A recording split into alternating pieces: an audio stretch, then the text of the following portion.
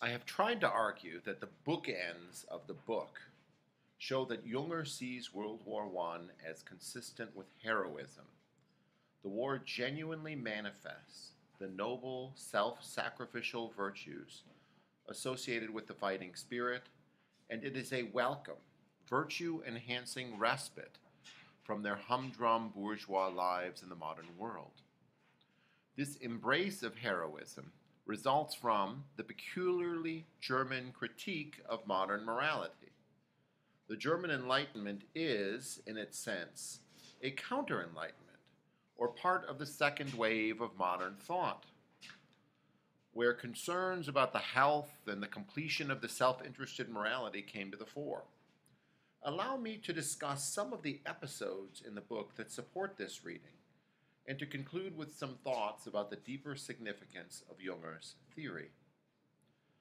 Junger's first engagement was at Les Asparagus, where he received his first wound.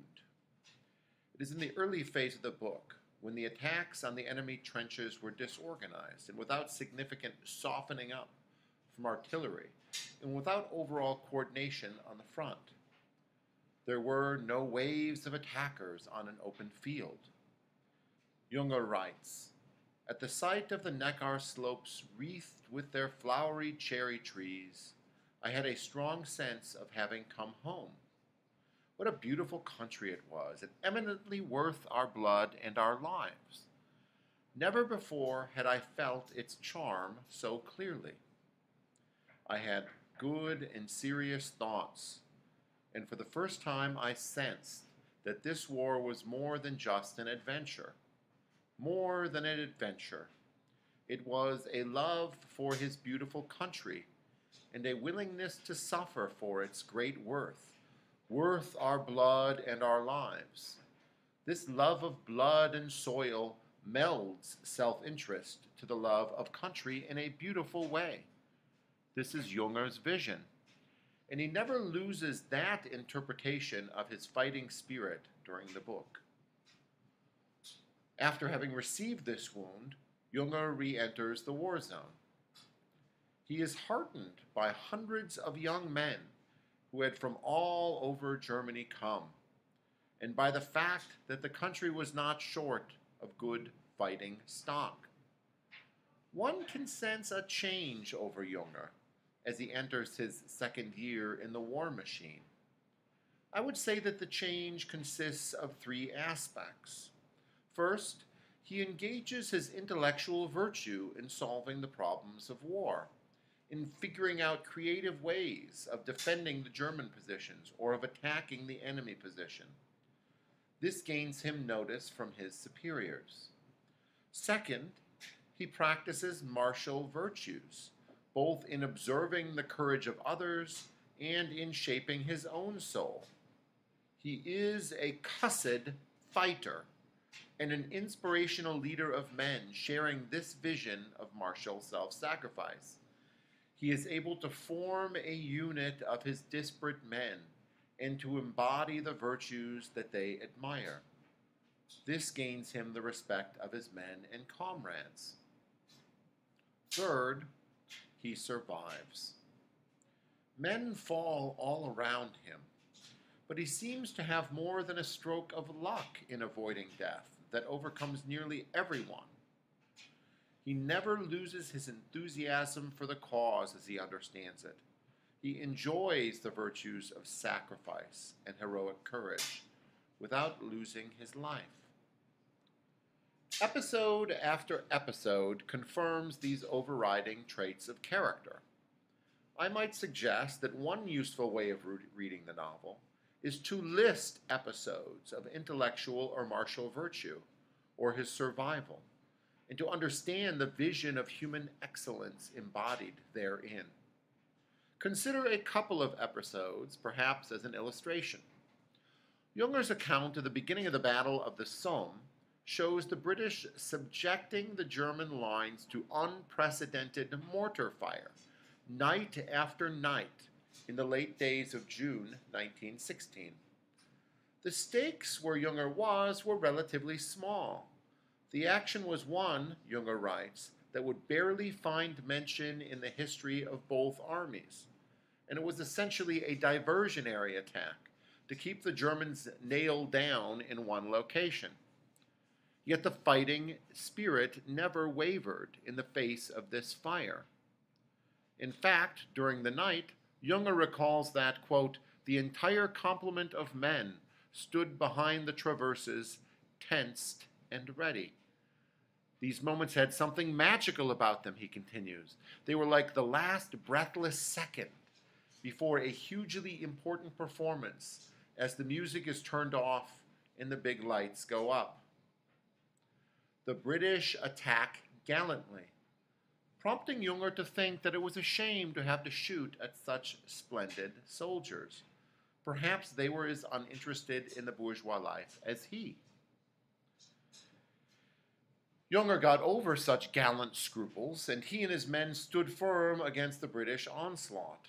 Of it, Junger writes, quote, the dark wave that so many times in those nights welled up to the traverses through raging fire, and without even an order being possible, remained with me in my heart as a personal yardstick of human trustworthiness.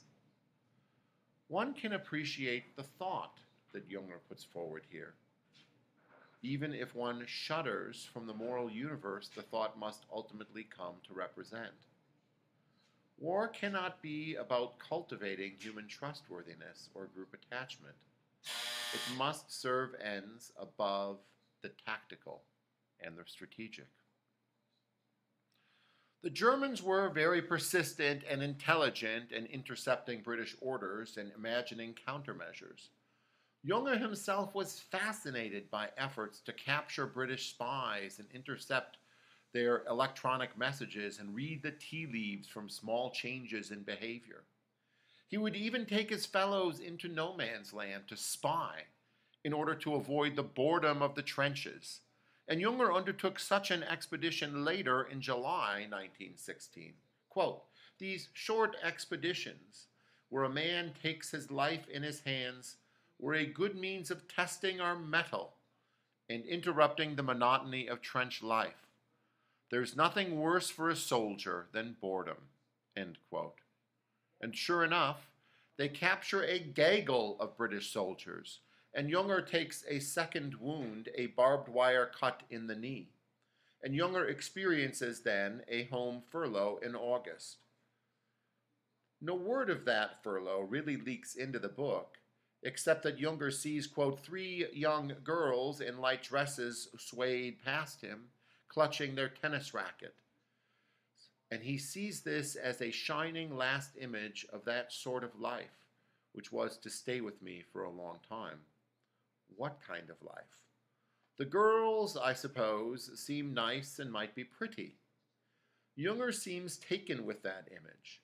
Perhaps the camaraderie around tennis is the female equivalent of his effort in the battlefield. I don't know. What happens when he returns is that the men are asking after him repeatedly, and Junger comes to realize that he had, quote, a following based not on rank but also on character.